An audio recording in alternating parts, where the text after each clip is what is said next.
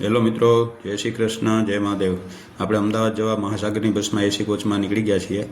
હવે અત્યારે આપણે અમદાવાદ મશીનની જે શોરૂમ છે ત્યાં પહોંચી ગયા છીએ.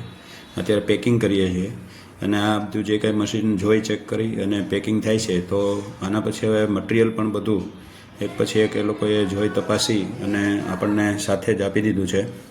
મિત્રો, આ મશીન બહુ અગત્યનું છે.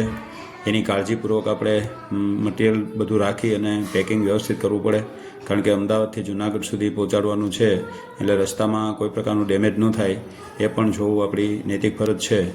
હવે આપણે મિત્રો આ રીતે આપણે આ જે બોક્સમાં તૈયાર થાય છે એને આપણે સાચવી જાળવીને આપણે અમદાવાદથી જુનાગઢ લઈ જવા માટે હવે આપણે આ પેકિંગ થઈ જાય એટલે નીકળીશું.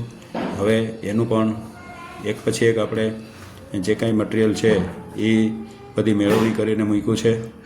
અત્યારે આપણે તો હવે સૌપ્રથમ એમના બોલો ગણપતિ મહારાજની જય. પૂજા કરે છે, તો એમને પણ હાજર હતા. ગણેશાય વરદાય સુરપ્રિયાય લંબોદરાય શકલાય જગદ્ગીતાય નાગાનનાય શ્રુતિ યજ્ઞ વિભૂષિતાય ગૌરીસુતાય ગણનાથ નમો નમસ્તમ. મિત્રો, કોઈ પણ સંતાનને એના મા બાપ વાલા જ હોય છે, તો હવે માતુશ્રીના હાથે સ્વિચ ઓન થાય, પહેલી વાર મશીન ચાલુ થાય એવું એમના એમ કે સુપુત્ર ઈચ્છે છે ધાર્મિકભાઈ. તો હવે આપણે એ પણ વિધિ જોઈએ. તો એમાં એમની માતા હવે આ કામ કરે છે કે સ્વિચ ઓન કરે છે મશીનને, તો એ પણ આપણે જોઈએ.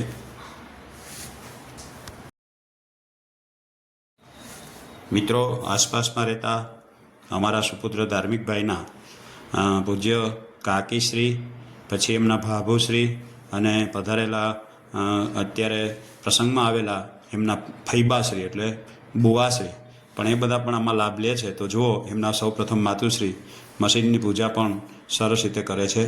મિત્રો, આ પૂજા માતાને તો એના સંતાન ખૂબ જ વાલા હોય, આપ જાણો છો. તો મા બાપ માટે આનાથી વિશેષ, સંતાનથી વિશેષ કાંઈ ન હોય. તો એ પણ એનું આવા જે સારા કાર્યોમાં એ એમના સંતાનો પ્રગતિ કરે, ખૂબ એમનો રોજગાર ધંધામાં વિકાસ કરે, એના માટે માતાનું હૃદય કાયમને માટે ઉમળકાથી ભરેલું હોય છે. તો મિત્રો, આ રીતે એક પૂજાની વિધિ એમના અત્યારે કાકીશ્રી પણ કરે છે કે આ મારો એમ કે ભત્રીજો છે એ કાયમ માટે આ એના બિઝનેસમાં સુખી થાય એવા સારા આશયથી, સારા શુભ આશીર્વાદથી એ પણ આ કાર્યમાં સહકાર આપે છે. અને આજે એમનો બધાનો કિંમતી સમય ફાળવીને આ લોકોએ પણ ખૂબ જ સાથ સહકાર આપેલો છે.